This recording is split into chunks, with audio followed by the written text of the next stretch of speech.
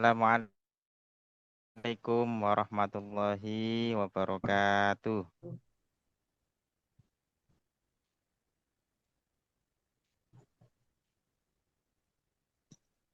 Milik Allah Subhanahu wa Ta'ala yang telah melimpahkan rahmat, nikmat serta hidayahnya kepada kita semua, sehingga pada kesempatan kali ini kita dapat melanjutkan perkuliahan fikih dalam keadaan sehat dan penuh semangat. Sholawat serta salam semoga senantiasa tercurah kepada junjungan kita Nabi Muhammad Shallallahu Alaihi Wasallam beserta keluarga, sahabat dan para pengikutnya akhir zaman.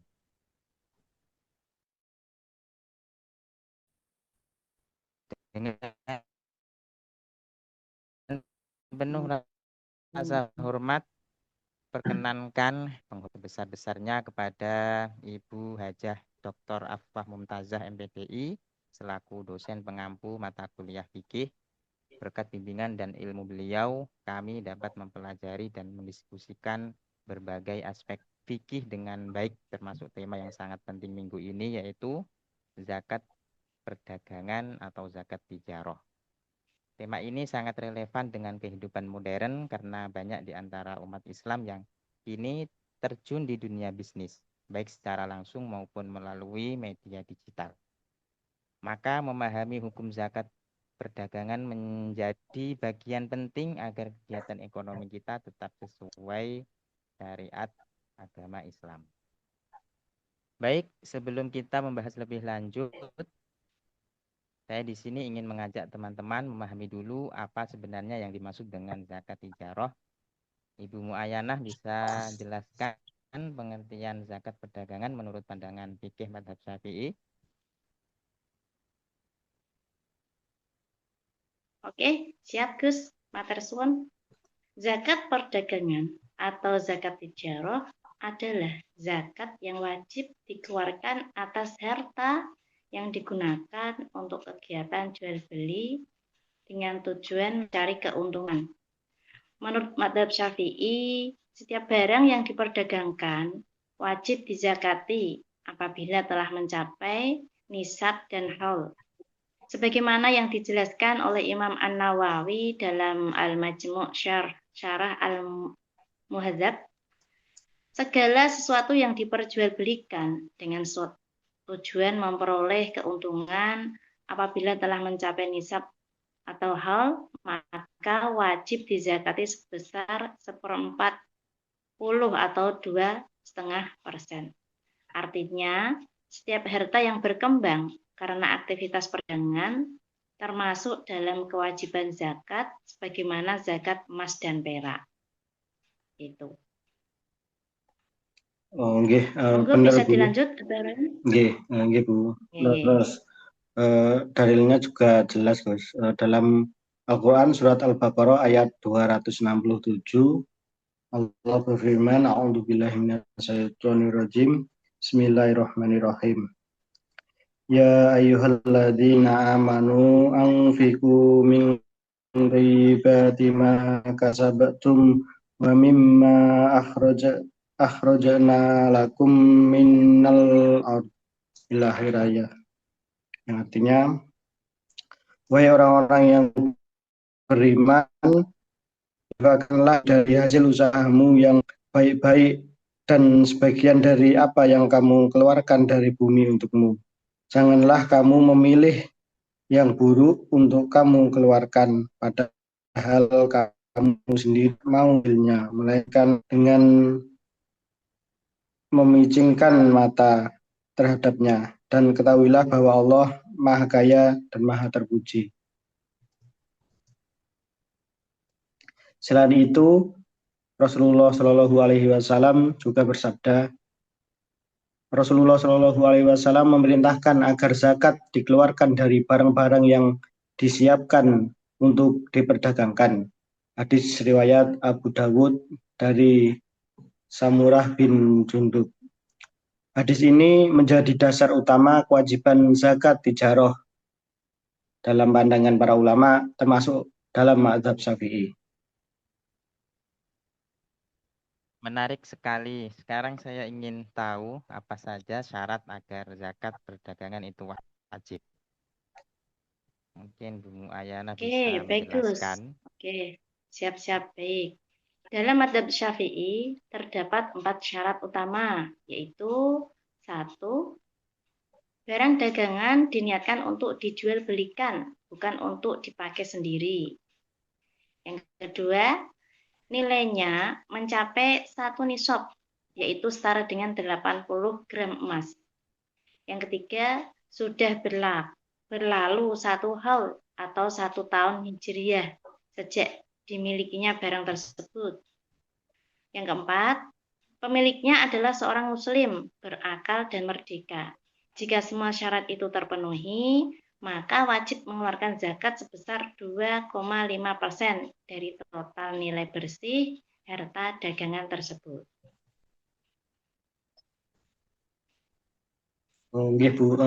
Dalam hal perhitungan, zakat diperdagangkan dihitung berdasarkan nilai barang dagangan, modal, keuntungan, dan piutang yang bisa ditagih. Dikurangi dengan utang yang jatuh tempo. Rumus sederhananya adalah zakat sama dengan modal plus keuntungan plus piutang yang bisa ditagih kurangi utang jatuh tempo kali 2,5%. Sebagai contoh, seorang pedagang memiliki harta dagang dan keuntungan sebesar 100 juta, lalu ia memiliki utang jatuh tempo sebesar 10 juta. Maka harta bersihnya adalah 90 juta. Jika harga emas saat ini 1 juta per gram, maka nisabnya adalah 85 juta. Dan karena sudah mencapai nisab, wajib zakat sebesar 2,5% kali 90 juta, berarti nanti dapatkan angka di sekitar 2.250.000. Masya Allah, penjelasan yang sangat rinci. Ini membuktikan bahwa Islam tidak hanya mengatur ibadah spiritual seperti sholat atau puasa, tetapi juga memberikan pedoman dalam ekonomi dan keuangan agar umatnya hidup seimbang. Betul, Gus. Dalam Fathul Qorib Al-Mujib, Abu Syuja menegaskan bahwa zakat itu harta dari dosa serta menjadi sarana dan rezeki manusia. Jadi, zakat perdagangan bukan hanya kewajiban hukum, tetapi juga sarana spiritual untuk mendekatkan diri kepada Allah Subhanahu wa taala. Nggih, setuju, Bu. Selain itu, zakat juga memiliki fungsi sosial yang luar biasa. Dengan zakat tijaroh, harta kekayaan kita tidak hanya berputar di kalangan orang kaya saja, tetapi juga dapat membantu masyarakat yang membutuhkan. Hal ini sejalan dengan firman Allah Subhanahu wa taala dalam Quran surat At-Taubah ayat 103. Yang bunyinya a'udzubillahi minasyaitonirrajim. Bismillahirrahmanirrahim. Khud ambillah min dari amwalihim harta mereka sedekah zakat tutahhiruhum membersihkannya mereka wa tuzakihim dan menyucikan wa tuzakihim bima dan menyucikannya mereka wasoli dan berdoalah alaihim untuk mereka. Inna sholataka, sesungguhnya doamu itu sakanu, ketentraman lahum bagi mereka. Allahu dan Allah sami'un maha mendengar, alimun maha mengetahui. Maksudnya zakat adalah zakat yang membersihkan mereka dari kekikiran dan cinta yang berlebihan terhadap harta. Zakat tijaroh mengajarkan keadilan sosial, kepedulian, dan keseimbangan ekonomi. Masya Allah, luar biasa. Jadi zakat tijaroh itu memiliki dua fungsi besar. Yang pertama yaitu fungsi spiritual, yaitu menyucikan harta dan hati dari sifat kikir. Kemudian yang kedua yaitu fungsi sosial, yaitu menegakkan keadilan dan solidaritas antar umat manusia. Bagaimana dengan hikmah lain dari zakat tijarah, Bu Muayyana? Oke, terus siap. Hikmah zakat tijarah antara lain, 1. Mendidik pedagang agar jujur dan amanah dalam berbisnis. 2. Menumbuhkan rasa syukur dan empati terhadap kaum duafa. 3. Mencegah penumpukan harta di tangan segelintir orang. 4. Menambah keberkahan dalam usaha dan menegakkan keadilan sosial di masyarakat.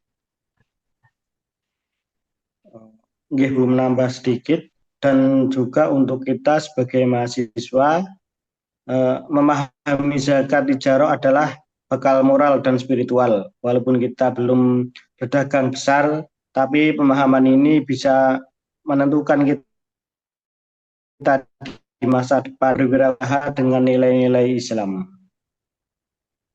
Betul sekali Bapak Ibu, kalau kita renungkan, zakat tijarah bukan hanya kewajiban tetapi juga bentuk cinta kasih Allah Ta'ala kepada umatnya.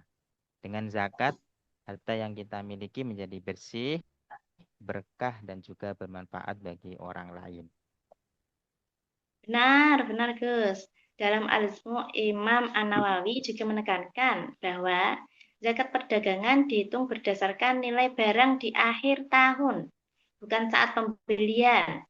Ini menunjukkan keadilan dan fleksibilitas Islam dalam menyesuaikan dengan kondisi ekonomi.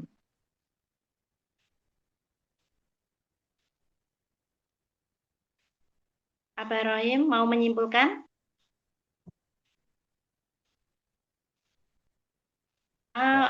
Gus, dirimu mau menyimpulkan? 2,5%.